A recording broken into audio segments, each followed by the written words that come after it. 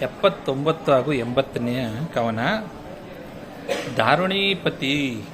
ದಾರುಣೀಪತಿ ರತ್ನಮಯ ಭಂಡಾರ ಸಹಿತ ಗಜ ಅಶ್ವರಥ ಪರಿವಾರವನ್ನು ಮಾಡಿದನು. ಹಸುಗೆ ಎನ್ನ 2 ಭಾಗವನ್ನು ಕೌರವರಿಗೊಂದೂವರೆ ಗೊಂದೆನ ಗೊಂದಣ ಅಳವಡಿಸಿ ಬಹು ವಿಸ್ತಾರದಲ್ಲಿ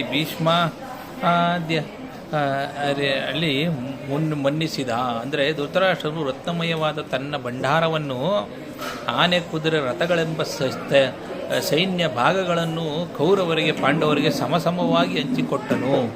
ಭೀಷ್ಮನೇ ಮೊದಲಾದವರು ಧೃತರಾಷ್ಟ್ರನ ನಿಷ್ಪಕ್ಷಪಾತ ನಿಲುವನ್ನು ಹೊಗಳಿದರು. ಇವರು ಶುಭ ದಿನ, ಶುಭ ಮುಹೂರ್ತ, ಪ್ರವರದಲ್ಲಿ ಹೊರವಂಟರ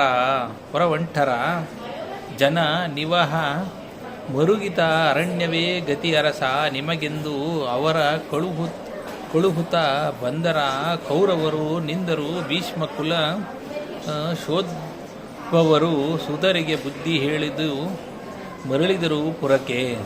ಅಂದರೆ ಒಂದು ಶುಭ ದಿನ, ಶುಭ ಮುಹೂರ್ತದಲ್ಲಿ ಪಾಂಡವರು ಹಸ್ತಿನಾವತಿಯಿಂದ ಪ್ರಯಾಣ ಬೆಳೆಸುತ್ತಾರೆ.